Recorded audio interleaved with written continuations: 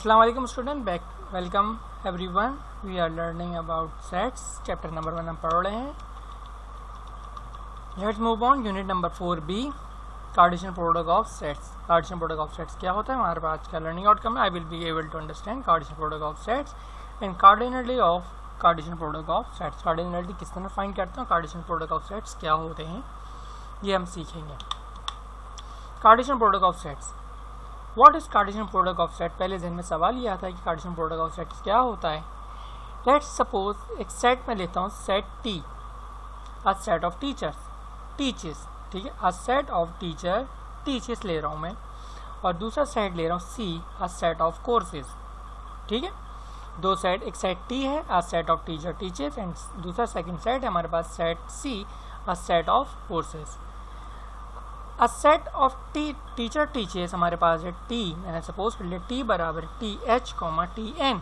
दो टीचर्स है हमारे पास, एक TH और एक TN है, और ये दोनों कोर्सेज कौन कौन से पढ़ा सकते हैं, साइंस, मैथमेटिक्स एंड फिजिक्स.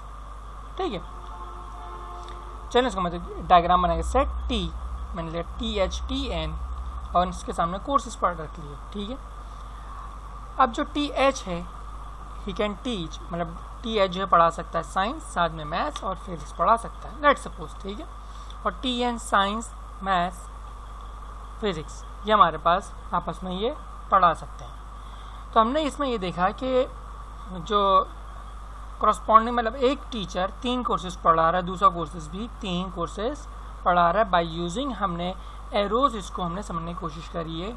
ठीक, तो हमारे पास यहाँ पे ऑर्डर्ड पेयर्स की फॉर्म में किस तरह आ जाएगा, TH मतलब TH teaches science, TH teaches maths, TH teaches physics.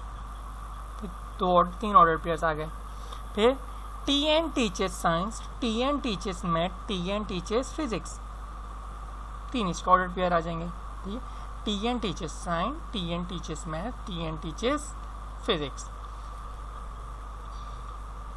तो इसमें जो फर्स्ट एलिमेंट है और जो सेकंड एलिमेंट है, फर्स्ट मीन्स टीचर और second means courses, teacher teachers courses. ठीक है, तो हमारे पास यही डायग्राम को मैं यहाँ पे ले लेता हूँ समझाने के लिए. Why do we use here round brackets, हमने यहाँ पे राउंड ब्रैकेट्स क्यों यूज करें, बिकॉज ऑर्डर मैटर्स, यहाँ पे ऑर्डर मैटर करता है. कि हमने यहाँ पे देखें TN साइंस पे राउंड ब्रैकेट यूज करें, क्यों, क्योंकि यहाँ पे ऑर्डर मैटर करता है. अगर मैं इसको मतलब क्या है इसका, टीचर टीचर्स अ कोर्स, अगर मैं इसको उल्टा कर दूं, मतलब मैं इसको यहाँ उल्टा कर दूं, साइंस पहले और TN को बाद में, तो ये उल्टा हो जाएगा, मतलब कि कुछ सेंस नहीं. कोर्स टीचर्स अ टीचर, तो दैट डजंट मेक सेंस, ये सही नहीं है हमारे पास, क्योंकि इसलिए हमारे पास ऑर्डर इम्पॉर्टेंट है यहाँ पे, तो ये चीज़ गलत हो जाएगी. ठीक है,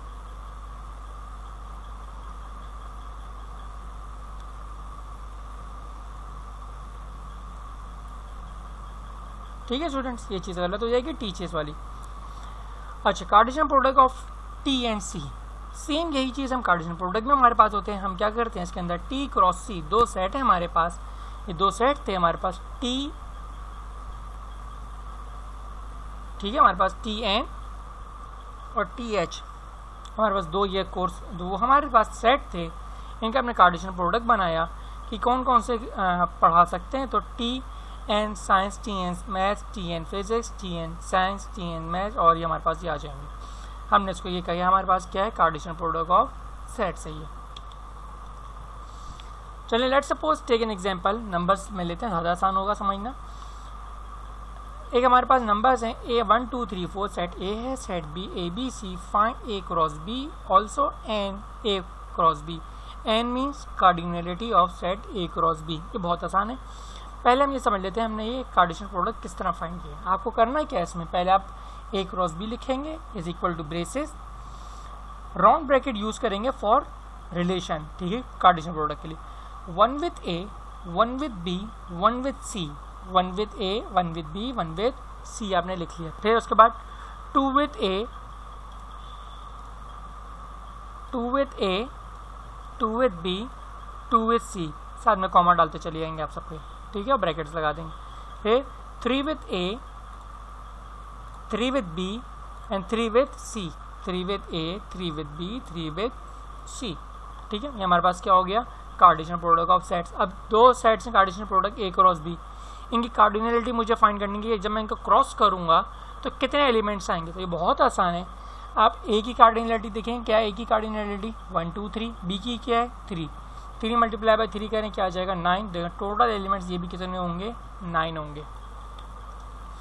अंदर एग्जांपल लेते हैं, a is equal to 1 3 5 7, b is equal to 1 2 3, find b cross a।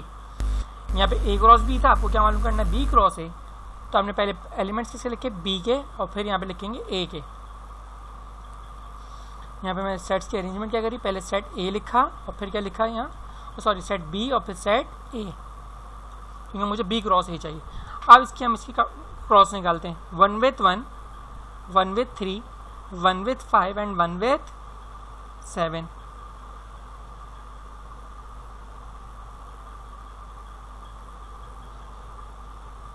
One with 7 यहाँ पे मिस्टेक है। Then 2 with 1, 2 with 3, 2 with 5, 2 with 7। देखें 2 with 1, 2 with 3, 2 with 5, 2 with 7। जब भी एक एलिमेंट को दूसरे के साथ आप लिखेंगे तो साथ में क्या यूज़ करेंगे, कॉमा और राउंड ब्रैकेट्स का इस्तेमाल करेंगे। फिर 3 with 1, 3 with 3, 3 with 5, 3 with 7। ये आपके पास क्या आ गया, a क्रॉस b। कार्डिनलिटी निकालनी है, how many elements are there in set a, there are 4 elements. And how many elements are in set b, 4 multiply by 3, there would be 12 elements. Count करें 1 2 3 4 and 4 3 are 12, हमारे पास 12 elements हैं। Remarks हमने इसमें क्या सीखा, if, अच्छा एक खास बात है, इफ़ आइदर सेट ए और बी एम्प्टी सेट, अगर सेट ए और बी कोई भी एक एम्प्टी सेट हो तो उनका कार्टेशियन प्रोडक्ट हमेशा नल सेट आएगा। ठीक है, मतलब एक सेट ए 1 2 3 और सेट बी है, आप उसका कार्टेशियन प्रोडक्ट फाइंड करने जा रहे हैं तो उसका सेट क्या आएगा, नल सेट आएगा। Cartesian product of set A cross B is equal to B cross A unless A is equal to B. अगर हमने ए क्रॉस बी निकाला और बी क्रॉस ए निकाला, ये कब बराबर होगा, जब सेट ए और बी दोनों क्या हो, इक्वल हो, वरना ये दोनों इक्वल नहीं होंगे।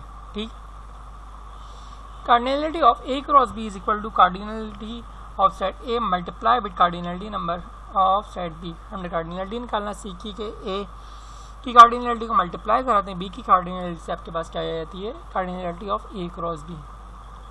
Conclusion, in this unit we learn about Cartesian product of set, how we are going to find Cartesian product of set, कितना फाइंड करते हैं हम, और साथ में हमने कार्डिनलिटी सीखी। और आपने एक और बात हमने यहाँ पे सीखी कि अगर कोई सेट एम्प्टी सेट है तो वो क्या होगा, ए क्रॉस बी उसका क्या होगा, एम्प्टी होगा।